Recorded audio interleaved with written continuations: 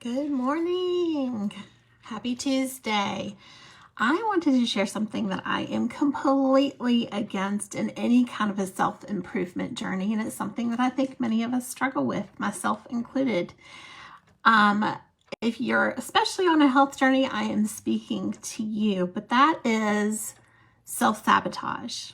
I cannot tell you how many times I speak with clients who do this to themselves, and there's self-sabotage looks different for many different people, but primarily I work with busy moms, and this is something that they deal with because they have children, and I think they might be maybe using their kids as an excuse to derail themselves and self-sabotage on their journey to a healthier version of themselves. So I wanted to address this because I am completely against any type of form of self-sabotage, and today I wanted to address it. So this is when you purchase foods that are for your kids or for their school lunches that are not healthy. And I'm speaking to you as someone who used to do this.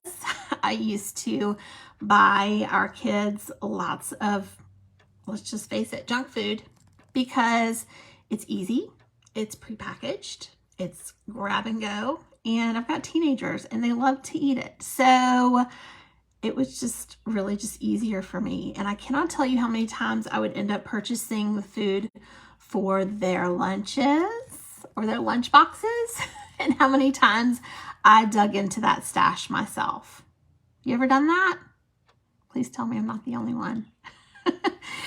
But that's really not the case. I challenge you to kind of think about why you're doing that and maybe what it might look like to do things a little bit differently.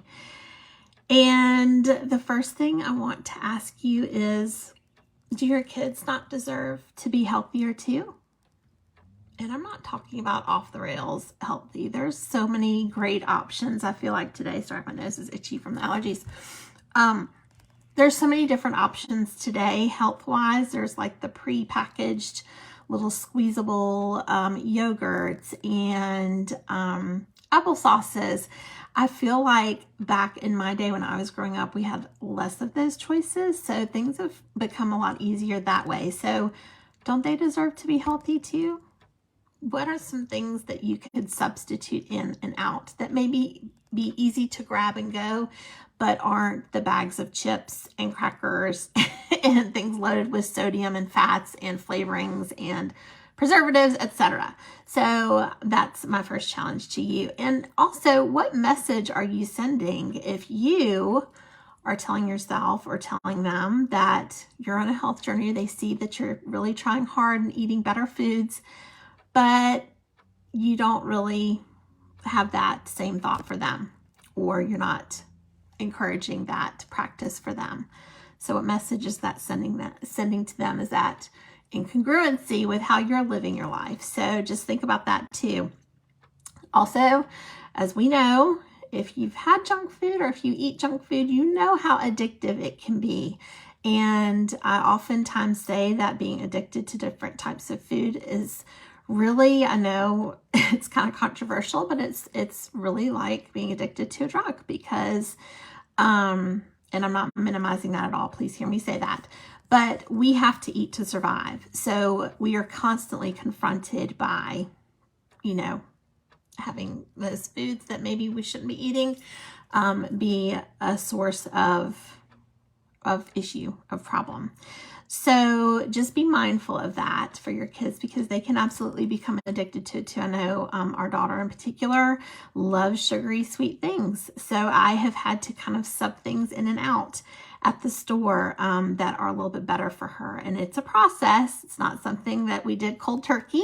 We're still working through some of them, but we have gotten so much better. So much better. And then finally, it might actually even save you money at the dentist. If you get your kids gummies, oh my gosh, I can't tell you. I used to do that. And then I was like, why is it every time we go to the dentist, they have all these issues with their teeth? And it's not just the gummies. I'm not talking about that. But generally speaking, if they're eating more whole foods, if they're eating things that are better for them, they're going to have less, maybe better a better dentist visit. So what are some things you can sub in? I mentioned the applesauces. Of course, fruits are pretty easy to grab and go, especially if you do food prep. You could prepackage those, wash them up, put them in little baggies for them to grab and go. There's really great like nut packages.